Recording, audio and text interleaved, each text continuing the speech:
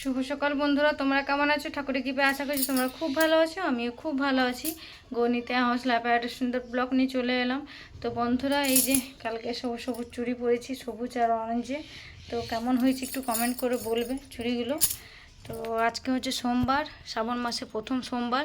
তো পুজো দিয়ে এসেছি। পুজো দেওয়ার পর তো কালকে পূর্ণিমা ছিল। তো অর্ধেক নারকেল ছিল, ওইটা নারকেলটা কুড়ে ঠাকুরদের জন্য নারকেল লাড্ডু বানাবো। তো চলো একবারে বানিয়ে নিই, তারপরে জল টল খাবো। চলো। তো এই যে নারকেল কুড়ছি, অর্ধেকই আছে, অর্ধেক কুড়ে নিচ্ছে। এইটাই যা হয়, ঠাকুরের ভোগ লেগে যাবে, প্রসাদ। তো চলো নারকেলটা কুড়ে নিই।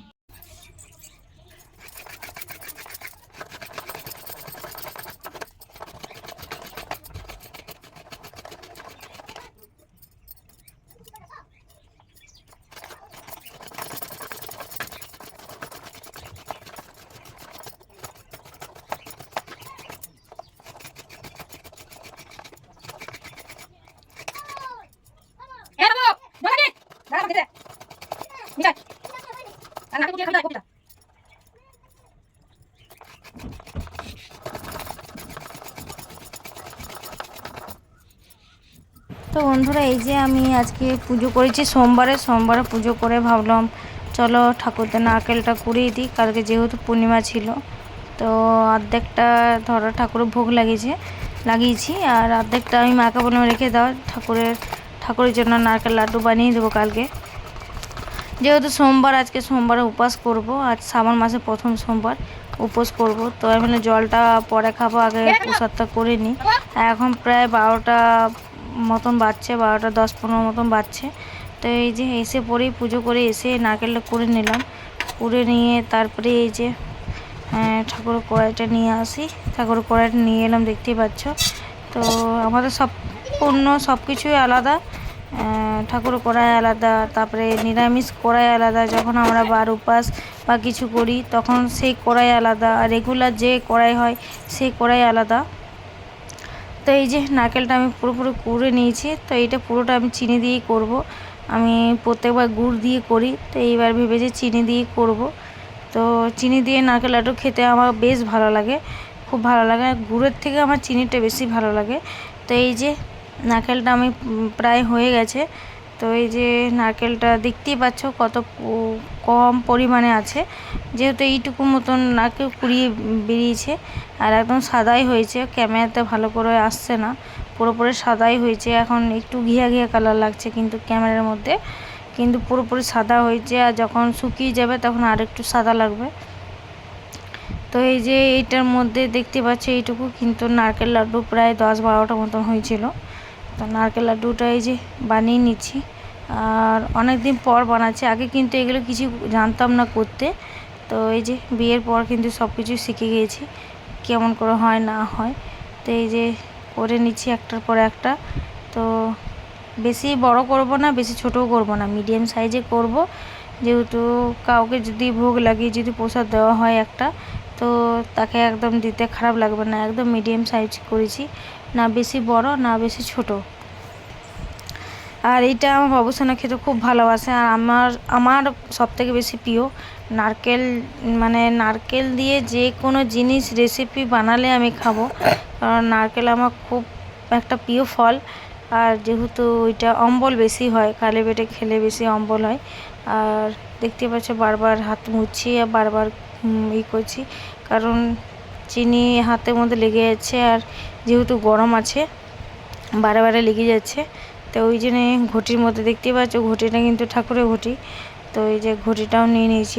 ওইটা পুজো করতে গেছিলাম শিব মন্দিরে। তো জল নিয়ে পরে হাতে জল নিয়ে বারে বারে করছি। আর সোমবারে বা কোনো উপাস করলে আমার খিদে পায় না। আর যেহেতু পূর্ণিমাতে আমরা ধরো ভাত খাই না, আমি মা খাই না। আর তার আগের দিনে ধরো গুরু পূর্ণিমা ছিল, তো বাড়িতে সবাই লুচি তরকারি এগুলোই খেয়েছে। তো লুচি তরকারি খেয়ে আছি, ভাত মুড়ি খাওয়া হয়নি। তো এই যে প্রায় আমার নারকেল লাড্ডু হয়ে গেছে, আর কটা মতন আছে। তো দেখা যাক কটা, না আর হবার নেই। তো একটু মতন রাখলাম, ওইটা আমি সুজি করব। যেহেতু উপোস করে আছি, তো সুজি করব। তো কটা করে নিই ভাবছি, এতগুলো দিয়ে আর হবে না, করব না। তো কটা করে নিচ্ছি আরও, তারপর অল্প মতো রেখে ওটা সুজির পায়েস করে নেব। যেহেতু উপাস করে আছি, সুজির পায়েসই খেয়ে নেবো আজকে। আর এদিকে বাবুসোনাও খুব করছে, বদমাইশ করছে, একা একা ছাদে চলে গেছে। দেখতেই পারলে আমি নারকেল কোড়ার সময় ওকে ডাকছিলাম যে বাবু এদিকে আয়, তো ঠাম্মির সঙ্গে চলে গেছে উপরে। ঠাম্মি কাপড় নিয়ে কাপড় কাচছে, ছাদে মেলতে গেলো তার জন্য। আর এদিকে বাবুসোনা দেখতেই পাচ্ছ, বাবুসোনার সামনেই আছে একটা টেবিল নিয়ে ও খেলা করছে। আর বাইরে এসে ওই যে 35 টাকা 100 টাকা জিনিসগুলো বিক্রি করতে। তো আমি বললাম না, এখন ছোঁয়া তো হবে না, যেহেতু জানি না ছুলে পরে ঠাকুরের জিনিস করতে পারবো না। তার জন্য আমি বললাম আগে নারকেল লাড্ডুটা করেই নিই, তারপরে আমি যাব দেখতে। তো যেহেতু অনেকজনাই নিচ্ছে, টাইম লাগবে। আর এখন পুরোপুরি নারকেলের কড়াইটা পুরোপুরি ঠান্ডা হয়ে গেছে, এখন করতে অসুবিধা হচ্ছে না। আর এই যে নারকেলটা কিন্তু আমার হয়ে গেছে, আর মুছে দিচ্ছি, পুরো ভালো করে মুছে দিচ্ছি, কারণ মিষ্টি জাতীয় জিনিস দোরা পিঁপড়ে লাগবে তার জন্য। তো এই যে নারকেল লাড্ডু আমার হয়ে গেছে। আর দেখতে পাচ্ছ এটা কিন্তু আমরা ঘরে খাবার জন্য করিনি, তো প্রায় 10-12টা মতন হয়েছিল।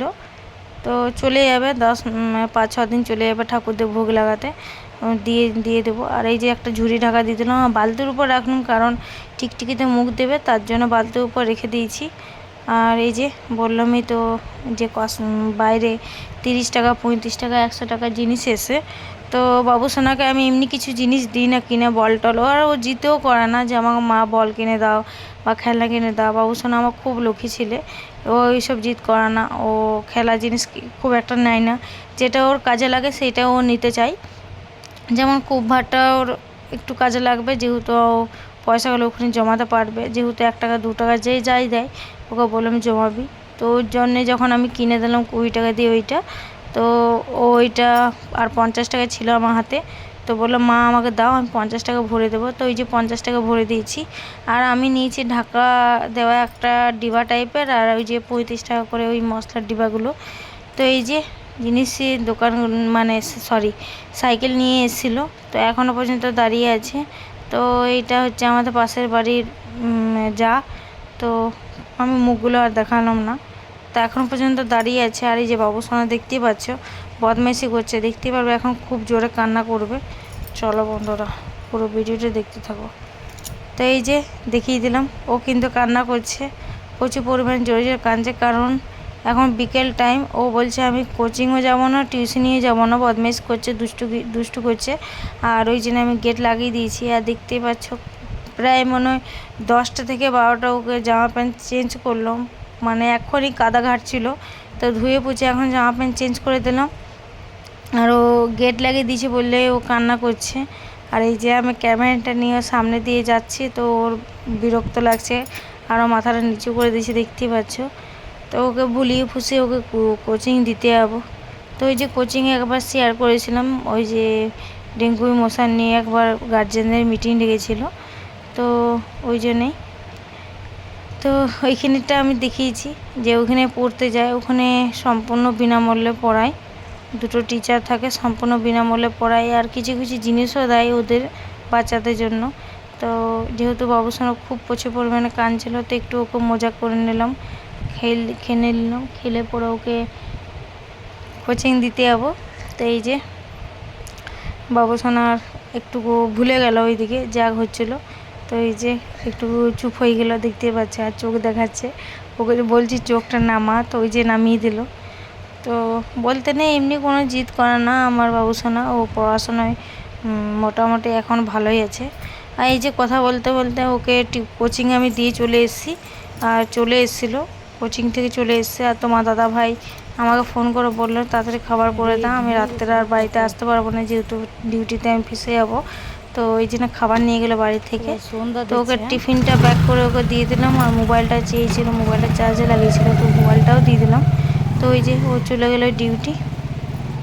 আর এদিকে আমি বাবুসোনাকে খাইয়ে ঘুম পাড়িয়ে দিয়েছি, যেহেতু সকাল থেকে ঘুমাইনি। আর এদিকে আমার বড় যা সুজি দিয়ে গেছে, আর সকালে আমি সুজি করেছিলাম, তো ওই সুজিটা আমার খেতে ভালো লাগছিল না, তো ও দিয়ে গেল, তো আমি খেয়ে নিচ্ছি ছোটো বোন। তো চলো বন্ধুরা, ভিডিওটা কেমন হয়েছে অবশ্যই কমেন্ট, লাইক, শেয়ার, সাবস্ক্রাইব করে দেবে, অবশ্যই শেয়ার করে দেবে আর কমেন্ট করবে। তো তো চলো ভিডিওটা আমার এই পর্যন্তই, পরের দিন একটা সুন্দর ভিডিও নিয়ে আসবো বা ব্লগ। সবাই সুস্থ থাকবে, ভালো থাকবে, গুড নাইট, শুভরাত্রি, রাধে রাধে বন্ধুরা।